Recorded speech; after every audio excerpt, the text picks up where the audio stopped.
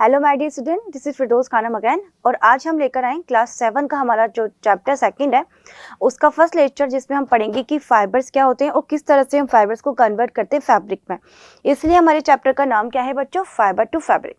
और फर्स्ट में हम जो यहाँ पे सीखने वाले लेक्चर नंबर 1 के अंदर उसको हम कवर करेंगे यहाँ पे फाइबर्स, दैट्स मींस कितने टाइप्स के ये होते हैं, इनकी डेफिनेशंस क्या होती है, राइट, एंड इस क्लासिफिकेशन किस तरह से हम इसको क्लासिफाई करेंगे। एंड साथ में हम यहाँ पर फाइबर्स के क्लासिफिकेशन में फर्स्ट क्लासिफिकेशन के अंदर cotton and plant, cotton and jute को यहाँ पर जो है कवर करने वाले हैं। ठीक है, चलो हम लोग इसको अब स्टार्ट करते हैं।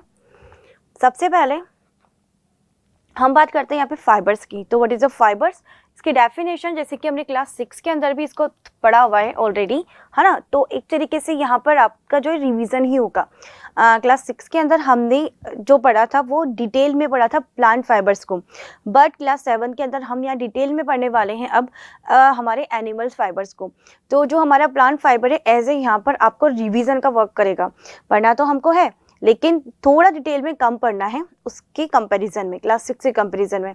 एंड जैसे आप क्लास 8 की ओर मूव करोगे तो वहाँ पर आप सिंथेटिक फाइबर्स के बारे में स्टडी करोगे। सिंथेटिक फाइबर जो है वो पॉलीमर्स होते हैं एंड प्लास्टिक्स वगैरह जो है सब सिंथेटिक फाइबर्स के अंदर इंक्लूडेड रहते हैं। ठीक है, तो यहाँ पर हम सबसे पहले वापस से रिवाइज करेंगे फाइबर की डेफिनेशन क्या होती है। तो फाइबर क्या होता है बच्चों? Fibre is a hair like strand from which all fabrics are made. तो जो फाइबर होते हैं बहुत ही ज़्यादा फाइन होते हैं।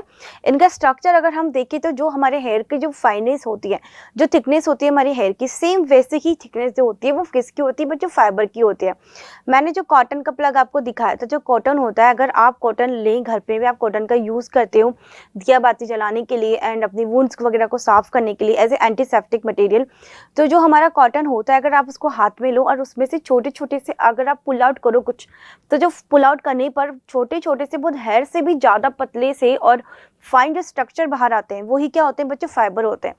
तो जो फाइबर से बच्चों बिल्कुल सिमिलर होते हैं किसके? हमारे हेयर लाइक स्ट्रेंड के। दैट मींस इतने ही ज़्यादा फाइन होंगे, उनकी थिकनेस भी बिल्कुल सिमिलर होगी हमारे हेयर के। हो सकता है हमारे हेयर से भी ज़्यादा कम थिकनेस हो इनकी, और भी ज़्यादा फाइन ये हो सकते हैं, ये पॉसिबल। ठीक, तो फाइबर की डेफिनेशन हम क्या बोलेंगे, क्या याद करेंगे बच्चों? A fibre is a hair like strand from which all fabrics are made. ठीक है, but fibres can classify into 2 groups. तो जो फाइबर्स हैं इनको इनकी लेंथ के बेसिस पर यहाँ पर हम 2 ग्रुप्स के अंदर जो है क्लासीफाई कर रहे हैं। फर्स्ट यहाँ पर है शॉर्ट फाइबर। शॉर्ट फाइबर को बच्चों क्या बोलते हैं? स्टेपल फाइबर भी कहते हैं। ठीक, अब जो स्टेपल फाइबर है इसकी लेंथ कितनी होती है? स्टेपल फाइबर की जो लेंथ है it is less than 24 millimetre. तो जो हमारा शॉर्ट फाइबर होगा लेंथ में, उसकी जो लेंथ होगी वो 24 मिलीमीटर से भी कम होगी। फिर हमारा होता है लॉन्ग फाइबर। लॉन्ग फाइबर को क्या बोलते हैं बच्चों? Filament fibre. ठीक है, तो जो फिलामेंट फाइबर होता है ये जो होता है लार्जेस्ट होता है और इसकी जो लेंथ होती है 24 मिलीमीटर से लेके 27 मिलीमीटर के बीच में होती है। ठीक, दैट मीन्स ये शॉर्ट बिल्कुल नहीं होगा 24 मिलीमीटर से, 24 मिलीमीटर से ज़्यादा होगा लेकिन 27 मिलीमीटर से थोड़ा कम होगा। तो इनकी लेंथ के बेसिस पे फाइबर्स को यहाँ पर हमने डिवाइड किया है 2 कैटेगरी में। शॉर्ट फाइबर जिसको स्टेपल फाइबर भी कहते हैं एंड लॉन्ग फाइबर जिसको हम फिलामेंट फाइबर भी कहेंगे। ठीक, अब देखते हैं हम इनका क्लासिफिकेशन। तो क्लासिफिकेशन की अगर हम यहाँ पर बात करें तो fibres can be classify into basis of their origin. That means कौन कैसे हम उसको ऑब्टेन कर रहे हैं, लाइक प्लांट से ऑब्टेन कर रहे हैं, एनिमल से ऑब्टेन कर रहे हैं, या फिर हम उसको फुली केमिकल से यहाँ पर सिंथेसाइज कर रहे हैं। तो अकॉर्डिंग टू देयर ओरिजिन यहाँ पर हम प्लांट फाइबर को डिस्ट्रीब्यूट करने वाले, क्लासीफाई करने वाले हैं 3 कैटेगरी के अंदर। सबसे पहला होता है नेचुरल, फिर होता है सेमी सिंथेटिक एंड देन फिर होता है आर्टिफिशियल यानी कि सिंथेटिक फाइबर। ठीक है, इसका क्लासिफिकेशन हम यहाँ पे लिखेंगे कि जो हमारा फाइबर है इसके मैं यहाँ पर आपको बता देती हूँ अच्छे से इसको क्लासिफाई करके। फर्स्ट जो हमारी कैटेगरी होगी वो होगी बच्चों किसकी? नेचुरल फाइबर की। तो first is natural fibre.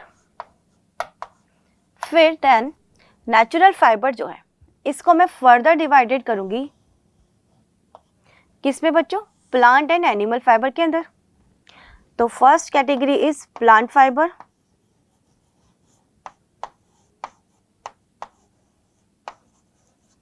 Second is animal fibre. फिर से प्लांट फाइबर भी जो है बच्चों फर्दर डिवाइडेड होंगे इनटू 3 कैटेगरीज। तो हमारा जो फर्स्ट होता है वो होता है fruit fibre. That means plant के अलग अलग डिफरेंट पार्ट्स होते हैं। तो जो प्लांट है यहाँ पर हम कौन कौन से पार्ट को इंक्लूड कर रहे हैं, फ्रूट को, लीव्स को और स्टेम को। रूट पार्ट से किसी भी तरह का कोई भी फाइबर एज ए यहाँ पर प्लांट फाइबर की तरह वर्क नहीं करेगा। जो प्लांट का रूट पार्ट होता है उसको आप एडिबल फाइबर की तरह गेन करते हो, जो भी इंटेक करते हो, जैसे कि फ्रूट्स है हमारे या वेजिटेबल्स हैं। फाइबर्स वैसे आपको बता दूं कि हमारे अगर देखी जाए मेनली अगर हम इसको बायो के कॉन्सेप्ट के अकॉर्डिंग समझे तो फाइबर को हम एडिबल या नॉन एडिबल फाइबर भी बोलते हैं। ठीक है, एडिबल फाइबर्स वो होते हैं बच्चों जिसको आप वेजिटेबल्स की फॉर्म में, फ्रूट्स की फॉर्म में जो इंटेक करते हो। एंड ये जो हमारे जो फाइबर है बच्चों, ये कैसे फाइबर है, हमारे नॉन एडिबल फाइबर, जैसमें हम इनको खा नहीं सकते लेकिन ये फाइबर्स की फॉर्म में प्रेजेंट है। और इनका यूज हम क्लोथ्स को बनाने में, कर्टन्स को बनाने में एंड बहुत सारी टेक्सटाइल इंडस्ट्री जो है इसको अलग अलग पर्पज से इसका यूज करेंगी। ठीक, तो प्लांट फाइबर में हमारा फर्स्ट जो फाइबर होगा बच्चों वो होगा फ्रूट फाइबर। इसके बाद हमारा जो होगा वो होगा बच्चों स्टेम फाइबर। देन लास्ट में हम यहाँ पर इंक्लूड करेंगे किसको, लीफ फाइबर को। तो लीफ फाइबर, अब मैं इसके एग्जांपल्स आपको याद दिला देती हूँ क्या क्या थे। प्लांट फाइबर में फ्रूट फाइबर के अंदर हमने पढ़ा था कॉटन एंड कॉयर फाइबर, जो कि हमको प्लांट के फ्रूट से ऑब्टेन होते हैं। जो हमारा कॉटन होता है वो कॉटन बोल, उसकी फ्रूट को कॉटन बोल हमने कहा था, जिसको हम वापस से भी यहाँ पर रिवाइज करने वाले हैं। ठीक, तो फ्रूट फाइबर में हमने 2 कैटेगरीज पढ़ी थी, कॉयर फाइबर जो कोकोनट से ऑब्टेन होता है एंड जो कॉटन फाइबर है वो भी एक तरह का फ्रूट फाइबर है। स्टेम फाइबर में हमने बहुत सारी चीज़ें पढ़ी थी, जैसे कि फ्लैक्स है, जूट है, हेम्प है, ये सब स्टेम फाइबर होते हैं। लीफ फाइबर की अगर हम बात करें तो ऐसे लीफ जो साइज में काफ़ी बड़ी है, ब्रॉड है एंड उनमें से हम फाइबर्स को बाहर निकाल सकते हैं इजीली। तो वो सारे लीव्स जो है हमें फाइबर ऑब्टेन करवाएंगी। इसमें से वैसे ही एक बहुत ही ज़्यादा वेल नोन अगर हम लीव की बात करें तो होती है बनाना लीफ, ठीक है, एंड होती है सीसल। तो सीसल एंड बनाना लीफ दोनों से ही हमको फाइबर यहाँ पर ऑब्टेन होते हैं। इसके बाद बात करते हैं हम एनिमल फाइबर की। तो एनिमल फाइबर के सिंपली 2 एग्जाम्पल्स हम यहाँ पर देखते हैं। फर्स्ट होता है हमारा वूल एंड सेकेंड होता है हमारा सिल्क। ठीक है, उसके बाद हम बात करते हैं फाइबर्स में सेमी सिंथेटिक फाइबर्स की। Semi, what is the meaning of semi? Semi synthetic that means ऐसे फाइबर्स जो कि हमको इनका ओरिजिन तो कहाँ से होगा बच्चों, प्लांट से, यानी कि नेचुरल सोर्स से, लाइक सेलुलोज। लेकिन ये सेलुलोज डायरेक्टली कन्वर्ट नहीं हो सकता है फाइबर्स में। हम इनसे डायरेक्टली क्लोथ्स का जो है फॉर्मेशन नहीं कर सकते, फैब्रिक नहीं बना सकते। इसलिए इस सेलुलोज को जो है फाइबर में कन्वर्ट किया जाता है किसकी हेल्प से बच्चों? केमिकल की हेल्प से। इसीलिए ऐसे फाइबर जो कैसे हों, हाफ तो हमारा ओरिजिन के बेसिस पे जो नेचुरल हो, है ना, एंड इनका जो फॉर्मेशन है उसके बेसिस पर ये केमिकल से फॉर्म्ड हो रहे हो, तो ऐसे फाइबर को सेमी सिंथेटिक फाइबर कहा जाता है। और इनका एग्जांपल है बच्चों रेयोन। रेयोन, तो जो रेयोन है बच्चों वो सेमी सिंथेटिक फाइबर होता है। ओरिजिन कहाँ से हो रहा है बच्चों? प्लांट से। प्लांट में कहाँ से? सेलुलोज से। लेकिन हम इसको मॉडिफाई करवा रहे हैं किसकी हेल्प से बच्चों? केमिकल की हेल्प से। So that's why it is a semi synthetic fibre. फिर हम बात करते हैं सिंथेटिक फाइबर की। सिंथेटिक फाइबर के अदर्स नेम भी होते हैं, लाइक हम इसको मैन मेड फाइबर भी कहते हैं, मैन मेड फाइबर, और इसको हम आर्टिफिशियल फाइबर भी कहते हैं। ठीक है, इसके एग्जांपल्स बहुत सारे, multiple examples like nylon, polyester. ठीक, ये सब जो होते हैं बच्चों कैसे फाइबर्स होते हैं? सिंथेटिक फाइबर्स होते हैं। तो ये हमारा बेसिकली फाइबर्स का क्लासिफिकेशन है, जिसमें हमने फाइबर्स को according to their origin 3 category के अंदर डिवाइड किया है, natural fibres, synthetic fibres and semi synthetic fibre. चलो अब हम मूव करते हैं हमारे टॉपिक की ओर, जिसमें हम पढ़ने वाले हैं यहाँ पर नेचुरल फाइबर्स। ठीक, तो नेचुरल फाइबर्स की डेफिनेशन अगर हम बताऊं तो क्या होती है बच्चों? ऐसे फाइबर्स जो कौन से सोर्स से ऑब्टेन होंगे हमको, या तो प्लांट से या एनिमल से, तो वो फाइबर क्या कहलाते हैं? हमारे नेचुरल फाइबर्स कहलाते हैं। ठीक है, तो some fibres are obtain from natural source like plants and animals are called natural fibres. Fibres from such sources are called natural fibres. तो जो सोर्स है यानी कि प्लांट और एनिमल, इन सोर्सेज को ये हम क्या कहेंगे, नेचुरल फाइबर सोर्स कहेंगे। ठीक है, some example of fibres from natural sources are cotton, jute, silk and wool. ठीक, अब सबसे पहले हम कैटेगरी जो स्टार्ट करने वाले नेचुरल फाइबर्स के अंदर, वो कौन सी होगी बच्चों, प्लांट फाइबर वाली। हमने 2 कैटेगरी में डिवाइड किया था नेचुरल फाइबर को, अभी जस्ट जो हमने क्लासिफाई किया है। तो फर्स्ट हमारी कैटेगरी थी प्लांट फाइबर, सेकेंड हम फिर फर्दर इसमें स्टडी करने वाले हैं एनिमल फाइबर की। तो सबसे पहले हम यहाँ पे पढ़ेंगे बच्चों प्लांट फाइबर। तो क्या डेफिनेशन होगी, fibres which are obtained from a part of a plant is called a plant fibre. Different types of parts of the plant, और वो पार्ट्स कौन कौन से होंगे, सिर्फ 3 पार्ट्स को हमको इंक्लूड करने, लीव, स्टेम एंड फ्रूट। आपको इसके अलावा और कुछ भी इंक्लूड नहीं करना है, रूट वगैरह को बिल्कुल भी इंक्लूड नहीं करना है। ठीक है, तो याद रखना है हमको, जो प्लांट है हमारे फ्रूट फाइबर हो सकते हैं, लीफ फाइबर हो सकते हैं और स्टेम फाइबर हो सकते हैं। चलो सबसे पहले हम स्टार्ट करने वाले हैं बच्चों यहाँ पर हमारा fruit fibre which is cotton. Cotton का यहाँ पर डायग्राम आपको गिवन है। कॉटन अगर किसी ने नहीं देखा है तो आप इसको देख करके आइडेंटिफाई कर सकते हो कि कॉटन कैसा दिखता है। तो ये देखो, कॉटन जो है ये कॉटन के बॉल्स हैं, cotton balls, that means cotton के फ्रूट्स। ये कॉटन के फ्रूट्स जब ओपन होते हैं तो इस तरह से वाइटिश कलर जो है इनका शो होता है। पहले ये ऐसे नहीं होते हैं, पहले जब हम इसको ग्रो करवाते हैं तो जब ये छोटे होते हैं तो बहुत बार इनका कलर चेंज होता है। पहले येलो कलर के दिखाई देते हैं, फिर पिंक हो जाते हैं, एंड फाइनली जब ये मैच्योर हो जाएंगे तो वाइट कलर के फ्रूट जो है इनके इस तरह से ब्रस्ट होकर ये खुल जाते हैं। एंड यहाँ पर साथ में इनके अटैच रहते हैं सीड्स, ये आप देख सकते हो ब्लैक कलर के सीड्स। ठीक, जो सीड्स हैं ये क्या करते हैं बच्चों, कॉटन सीड्स कहलाते हैं। इनसे इन सीड ऑयल हम बनाते हैं। इन सीड ऑयल मतलब कॉटन की सीड से निकला वो ऑयल। ठीक है, और इसके बचा हुआ जो हस्क होता है उसको लाइफ स्टॉक्स वगैरह को खिला दिया जाता है। तो कॉटन हमारे लिए बहुत ज़्यादा यूजेबल होता है। इसकी हम फर्दर प्रॉपर्टीज और कैरेक्टरिस्टिक्स की तरफ मूव करेंगे। मैं बता दूं आपको, एक बार फिर से रिवाइज करा देना चाहती हूँ कि कॉटन जो है टेक्सटाइल इंडस्ट्री का किंग होता है, अनडिस्प्यूटेड किंग। दैट मीन्स ऐसा फाइबर जिसको कोई भी बीट नहीं कर सकता। वाई, बिकॉज इसके इतने सारे मल्टीपल यूजेस हैं। मेडिसिनल अगर हम देखें यूजेस से लेकर के होम्स में, बाहर मार्केट्स में, फर्नीचर्स में, सभी जगह कॉटन का बहुत ज़्यादा यूज़ किया जाता है। दैट मीन्स इसको बिल्कुल भी हम नहीं हरा सकते, इसलिए इसे undisputed king of textile industry हम बोलते हैं। इसी कैरेक्टरिस्टिक्स अगर आपसे पूछे तो आप देख करके बता सकते हो कि ये बहुत फ्लफी नेचर है, बहुत वाइट कलर का होता है, गुड मॉइस्चर अब्जॉर्बेंट होता है। यही रीज़न है कि इसकी मॉइस्चर अब्जॉर्बेंट के कारण ही हम इसका use as a medicine, bandages वगैरह में इसका यूज़ करते हैं। ठीक, तो अब हम देखते हैं कॉटन का कल्टीवेशन। कल्टीवेशन दैट मीन्स ऐसी सारी अप्रोप्रिएट कंडीशंस जिसमें हम कॉटन को ग्रो करा सकें। ठीक, तो उसमें हम इंक्लूड करते हैं बच्चों यहाँ पर इनकी सोइल को, टेम्परेचर को, रेनफॉल को और वेदर को। तो चलो वन बाय वन यहाँ पर हम इसकी स्टडी करेंगे। सबसे पहले बताया हुआ it is cultivated where warm and sunny weather stays for a least half of the year. हम ऐसी जगह पे कॉटन को लगाएंगे जहाँ पर जो इन्वायरमेंट है, जो वेदर है वो कैसा है, बिल्कुल वार्म है और सनी वेदर है। दैट मीन्स ह्यूमिडिटी नहीं है। ठीक, बिल्कुल भी ह्यूमिडिटी नहीं होनी चाहिए, मौसम बिल्कुल साफ होना चाहिए, सनी डेज होना चाहिए।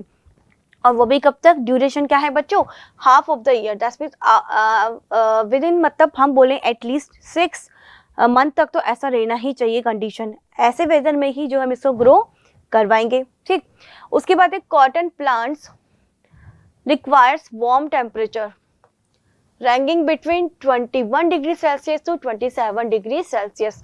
तो कॉटन की कल्टीवेशन के लिए वार्म एंड सनी क्लाइमेट के साथ साथ जो टेम्परेचर है वो कितना होना चाहिए बच्चों, 21 डिग्री सेल्सियस से लेके 27 डिग्री सेल्सियस के बीच में। ठीक, with sunny and dry weather.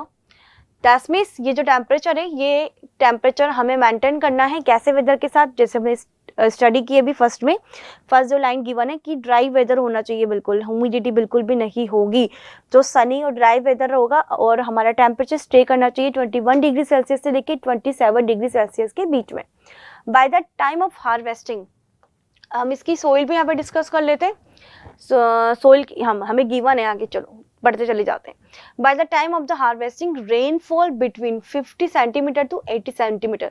That mean जब हमने इसको ग्रो करवाया, जब इसको हमने सॉइल के अंदर डाला, टाइम धीरे धीरे ग्रो करेगा। ग्रो करने के बाद जब हार्वेस्टिंग का टाइम जब होगा तो रेनफॉल जो है इसमें कितनी चाहिए होगी हमको, इसके मैच्योरिटी के लिए 50 सेंटीमीटर से लेके 80 सेंटीमीटर तक की रेनफॉल हमको यहाँ पर चाहिए, ठीक है। Is another conductive condition for its growth, ठीक है। Black soil which has the ability to retain moisture is best suited for cotton cultivation. तो यहाँ पर हमारे पास जो कल्टीवेशन से रिगार्डिंग जो पॉइंट्स क्लियर हुए वो क्या है कि सोइल जो है वो हमको ब्लैक सोइल चाहिए, टेम्परेचर इसका 21 से 27 डिग्री सेल्सियस होना चाहिए, वेदर बिल्कुल ड्राई होना चाहिए, सनी होना चाहिए, सनी डे होना चाहिए, और ये कंडीशन एटलीस्ट 6 मंथ तक जो है इसी तरह से मेंटेन रहनी चाहिए, ठीक है। तो उसके बाद ये जो हमारा प्लांट है कॉटन का वो इजीली बहुत अच्छे से कल्टीवेट हो जाएगा। When cotton crops grows to maturity, the seeds with their fibers are harvested. Okay, fibers are separated from the seeds and raw cotton is then shifted to textile factories. Yes. तो जैसे ही हम इसकी harvesting करेंगे, कब करेंगे बच्चों, जब cotton पूरी तरह से ग्रो कर जाएगी मैच्योरिटी की ओर, और जो हमारा कॉटन बॉल से वो ब्रस्ट होकर के इस तरह से खुल जाएगी, ओपन हो जाएगी, वाइट कलर का कॉटन ऊपर दिखाई देगा एंड उसके साइड्स में यहाँ पर सीड्स लगे हुए होंगे। देन हम इसको क्या करेंगे, सबसे पहले पिकिंग प्रोसेस, हार्वेस्टिंग यहाँ पर इसको कट नहीं करेंगे, पिकिंग प्रोसेस के थ्रू इसके जो कॉटन बॉल्स है उसको पिक आउट कर लिया जाएगा प्लांट से। फिर गिनिंग प्रोसेस होगा। गिनिंग प्रोसेस में हम क्या करते हैं बच्चों, सीड जो होते हैं उनको सेपरेट करेंगे कॉटन बॉल से। जब सीड पूरी जैसे सेपरेटेड आउट हो जाएंगे तो जो कॉटन हमें मिला है उसको स्पिनिंग हम करेंगे। आपको मैं याद दिला दूँ, स्पिनिंग और गिनिंग ये सब क्या था। स्पिनिंग वो प्रोसेस होता है जिसमें हम जो फाइबर्स हैं उनको कन्वर्ट करते हैं किसके अंदर, यार्न के अंदर, यार्न दैट्स मीन थ्रेड के अंदर, ठीक है। तो हमने यहाँ पे हार्वेस्टिंग में सबसे पहला जो प्रोसेस है कॉटन को ग्राउंड से या फील्ड में जहाँ पे लगा है वहाँ से लेके आने का, वो प्रोसेस अप्लाई किया हमने, पिकिंग प्रोसेस। पिकिंग के बाद गिनिंग के थ्रू इसकी जो सीड्स है उसको फ्रूट से अलग कर दिया जाएगा। देन हम स्पिनिंग करेंगे। स्पिनिंग में, स्पिनिंग के अंदर जो कॉटन फाइबर है उसको कन्वर्ट किया जाता है यार्न या थ्रेड में। फिर हम करते हैं वीविंग। वीविंग जो होती है बच्चों, ये वो प्रोसेस होता है जिसमें थ्रेड को कन्वर्ट किया जाता है फैब्रिक के अंदर, यानी कि क्लोथ्स के अंदर, चाहे वो कर्टन्स हो, आपकी बेडशीट्स हो, हमारी खुद के क्लोथ्स हो, कुछ भी, इन सबको फैब्रिक बोला जाता है। फैब्रिक दो टाइप के हो सकते हैं, स्टिचेस भी हो सकते हैं, अनस्टिचेस भी हो सकते हैं, ठीक है। तो जो फाइबर से जो फैब्रिक है हमारा, उसको बनाने का जो प्रोसेस होता है वो वीविंग कहलाता है। तो मैं एक बार यहाँ लिख देती हूँ। सबसे पहले हम कॉटन में अब अप्लाई करेंगे बच्चों किसको, पिकिंग को। पिकिंग प्रोसेस में हमने पिक आउट कर लिया इसको। देन उसके बाद हम करेंगे यहाँ पे गिनिंग। गिनिंग प्रोसेस के बाद हमारा यहाँ पर होता है स्पिनिंग।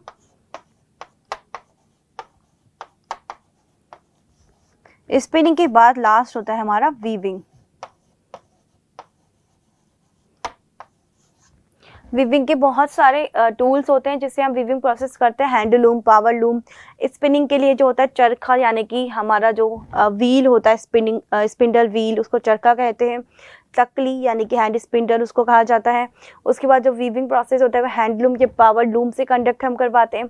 गिनिंग प्रोसेस के लिए भी एक मेटालिक टीथ जैसी एक स्ट्रक्चर होती है, इस तरह से उसके अंदर स्ट्रक्चर होती है टीथ लाइक, जैसे कि हमारा जो कॉम्ब होता है उसके जो टीथ होते हैं, ऐसी स्ट्रक्चर होती है जिसको कॉटन के ऊपर से पास आउट करवाया जाएगा। इससे क्या होगा, जो सीड्स हैं वो यहीं पर अटक जाएंगे और यहाँ से जो कॉटन है वो बिल्कुल एक लेंथ में इस तरह से अरेंज हो जाएंगे, ठीक है। तो ये होता है हमारा गिनिंग, जिसमें हमने सीड को सेपरेट आउट कर लिया। और पिकिंग में हमने पिक किया किसको, कॉटन बॉल्स को, कहाँ से, फ्रॉम प्लांट्स, ठीक है। तो ये था हमारा प्रोसेस। क्या प्रोसेस बच्चों, कॉटन फाइबर्स को गेन करके उसको फैब्रिक में कन्वर्ट करने का प्रोसेस। साथ ही साथ किस तरह से हम उसके यहाँ पर उसको ग्रो कराने वाले हैं, उसका कल्टीवेशन, हार्वेस्टिंग, सब कुछ इसी के अंदर हमारा जो है कवर हो गया है। ओके, चलो नेक्स्ट इसका यूजेस। तो कॉटन जो है, cotton is used in the manufacture of coffee filters, tents and in book binding. Yes, the cotton seeds which remains after the cotton is separated from its seeds or gained is used to produce cotton seed oil, which after refining can be consumed like any other vegetable oil, yes, तो हमारा जो seed है cotton के से vegetable oil निकाला जाता है जिसको इनसीड ऑयल भी हम कहते हैं।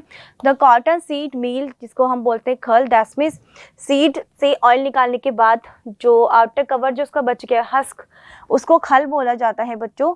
और इसे एज अ मील खिला दिया जाता है किसको, लाइफ स्टॉक्स को।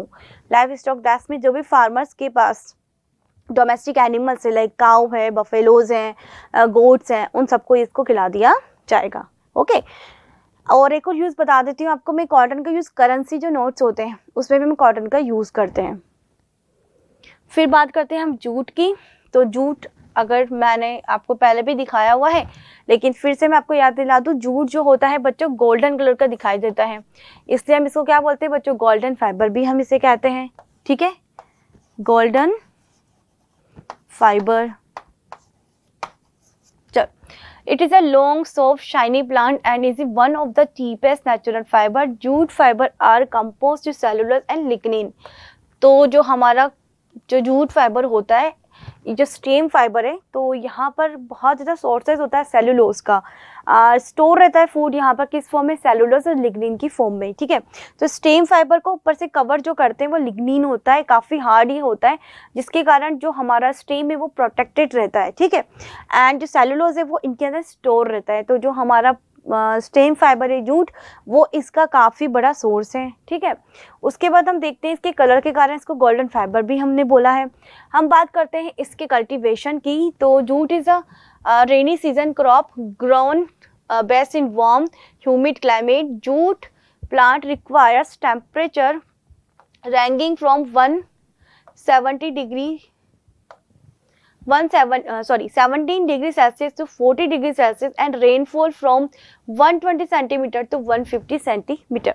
तो जो हमारा जूट है उसको काफ़ी वार्म और ह्यूमिड क्लाइमेट चाहिए होता है, इसलिए ये ज़्यादातर जो हमारा वेस्ट बंगाल है इस जगह पर जहाँ पे रिवर्स होती हैं, रिवर्स के बैंक पे ये लगता है ना, वहाँ पे जो एनवायरनमेंट है वो काफ़ी ह्यूमिड होता है और टेम्परेचर जो है वहाँ का होता है 17 से लेके 40 डिग्री सेल्सियस तक। रेनफॉल काफ़ी हैवी रेनफॉल होती है, आप देख सकते हो कितनी हैवी रेनफॉल है, 120 सेंटीमीटर से लेकर के 150 सेंटीमीटर के बीच में। ठीक है, jute is said to have more than 1000 uses. इसके अलावा जूट के बहुत सारे यूजेस हैं। It is second most important vegetable fibre after cotton. तो जैसे कि कॉटन को हमने बोला था कि टेक्सटाइल इंडस्ट्री का अनडिस्प्यूटेड किंग है, तो उसके बाद सेकंड पोजीशन पे जो है हमारा वो है जूट फाइबर। ठीक है, not only for its wider cultivation but also for its uses. इसके यूजेस और इजीली कल्टीवेशन के कारण इसको सेकंड मोस्ट पॉपुलर फाइबर की कैटेगरी के अंदर रखा गया है। Jute is use to make cloths for wrapping bales of raw cotton and to make sack and chorus cloth. Jute fiber are also woven into curtains, chair coverings, bags, carpets. Hessian clothes. Hessian clothes जो होते हैं बच्चों ये कैमोफ्लेजिंग create करते हैं, जैसे हमारे जो सोल्जर्स हैं ये सब जिस टाइप के क्लोथ्स पहनते हैं वो हेजिन क्लोथ्स ही होते हैं। ठीक, ये कैमोफ्लेज करते हैं, दैट मीन्स इनके जो कलर्स होते हैं वो सामने एनिमी को धोखा देने के लिए होते हैं और ये काफ़ी मोटा होता है jute fibre and good moisture absorbent भी है, इसलिए इनके क्लोथ्स इसी से बने हुए होते हैं ताकि उनको चोट भी ना लगे और उन्हें ज़्यादा गर्मी भी ना लगे। ऐसा फाइबर हम वो पहनना पसंद करेंगे जिससे कि वो मॉइस्चर को एब्जॉर्ब कर ले, स्वेट को एब्जॉर्ब कर ले, उनको तकलीफ भी ना हो और जो हर सीजन में सूटेबल हो। तो ऐसा जो हमारा फाइबर होता है बच्चों वो कौन सा होता है, जूट होता है। ठीक है, तो इसके कल्टीवेशन के बाद ये आप यहाँ पर इसकी जो है कैरेक्टरिस्टिक्स है, प्रॉपर्टीज़ हैं। देन हम यहाँ पे बात कर ली इसकी यूजेस की। तो यूजेस में सैक यानी कि बोरियाँ जो होती हैं, गेहूं की बोरी या बहुत सारे जो मटेरियल्स होते हैं, कॉटन को फिल करके लाया जाता है या अदर मटेरियल को फिल करके बोरियों में वन प्लेस से दूसरे प्लेस पे शिफ्ट किया जाता है। ये सब किससे मेड अप होते हैं बच्चों, जूट से। ठीक है, एंड जूट की बनी हुई रॉप भी काफ़ी स्ट्रॉन्ग होती है। ठीक, तो ये हमारे यूजेस हैं किसके बच्चों, जूट के। ओके, तो इस लेक्चर में हमने यही तक कवर करना था बच्चों, जिसमें हमने प्लांट फाइबर्स के बारे में पढ़ा, फाइबर्स को कैटेगराइज किया, उसके अंदर हमने प्लांट फाइबर को पूरी तरह से कवर कर लिया है, कॉटन एंड जूट को। नेक्स्ट लेक्चर के अंदर हम यहाँ पर कवर करने वाले हैं हमारे नेचुरल फाइबर के सेकेंड पार्ट को, विच इज़ एनिमल फाइबर। तो मिलते हैं हमारे नेक्स्ट लेक्चर में। Till then thank you so much.